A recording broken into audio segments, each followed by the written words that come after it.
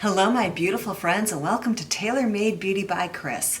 Today, I'm going to give you my almost 1 year update of being on HRT, specifically estradiol, to replace my estrogen. Recently, I went to my doctor for my 1 year checkup, even though it's only been 11 months. And I had some questions for her. So I was curious about the lubrication of my joints. I know one of the things that happens when our bodies stop producing estrogen is that the lubrication in our joints dries up. And a really important part of my weight loss journey is exercise. I do a pretty intense dance aerobic exercise 4 times a week. And I'm not really having joint pain.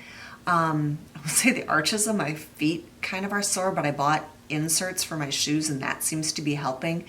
But I was really curious about that. And so I asked her about that. And I guess I shouldn't be surprised that there really isn't data on that. I feel like as women, a large part of the medical community just doesn't pay any attention to us. Like, they do all the studies on men and assume it's going to be the same for women. I think things are starting to change, but really all she could tell me about was studies that they've done, women who are on HRT versus women that aren't, and their rate of hip and knee replacements, and that it's considerably less. I didn't get any quantification on what considerably less is.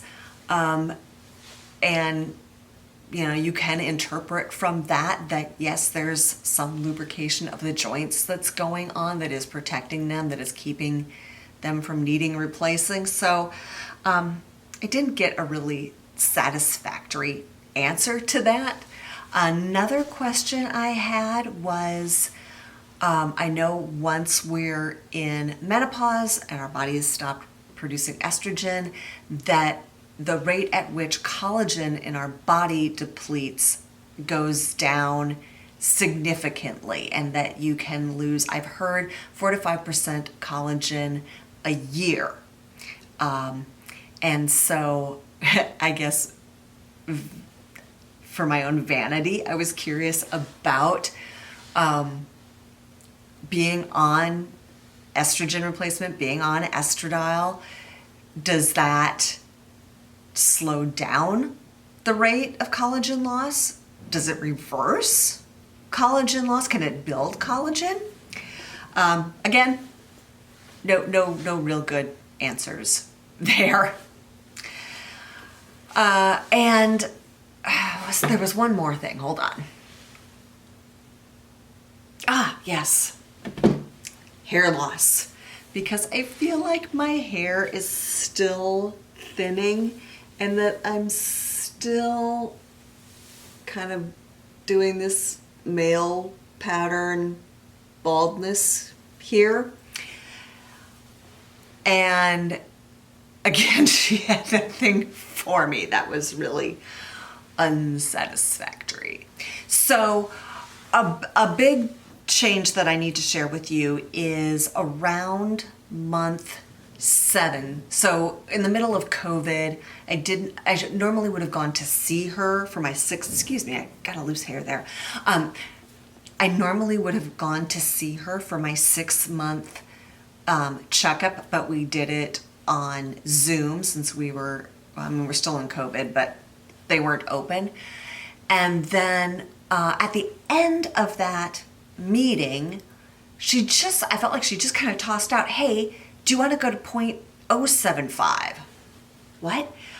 I started on 0.05 milligram patches, which according to Dr. Menopause Taylor is the lowest dosage where you will get medical benefits. Those medical benefits being reduced heart disease, reduced risk of osteoporosis, and maybe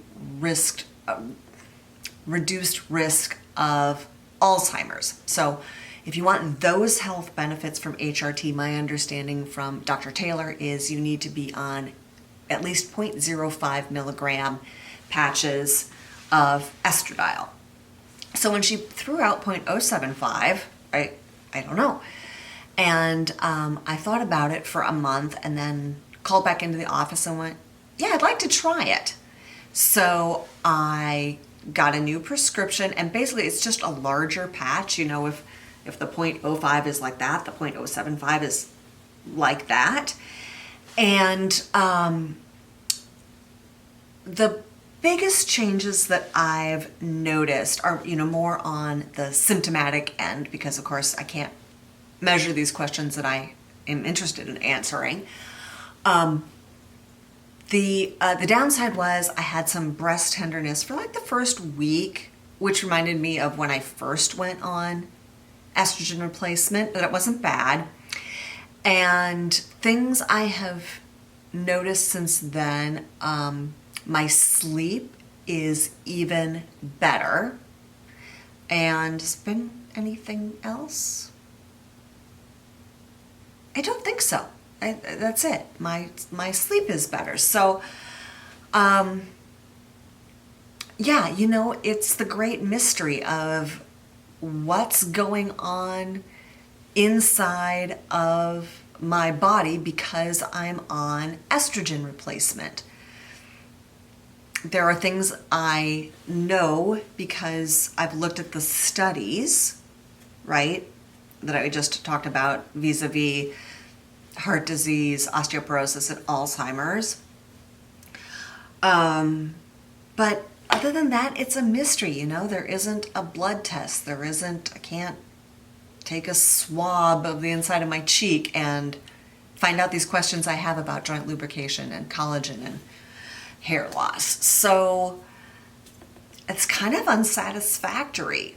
I will say I had my mammogram last month because I do all those kind of things in the fall, and it was totally fine and clear. So yeah, if you've got any questions, go ahead and ask them below. I don't know that I'll be able to answer them, but I'm certainly willing to try. And really, I share this with you to share my journey into HRT, why I'm doing it and what I'm getting out of it. And hopefully that helps you out, helps you make decisions about your health. Thanks so much for joining me today. Ring the bell, subscribe. Have a fantastic day.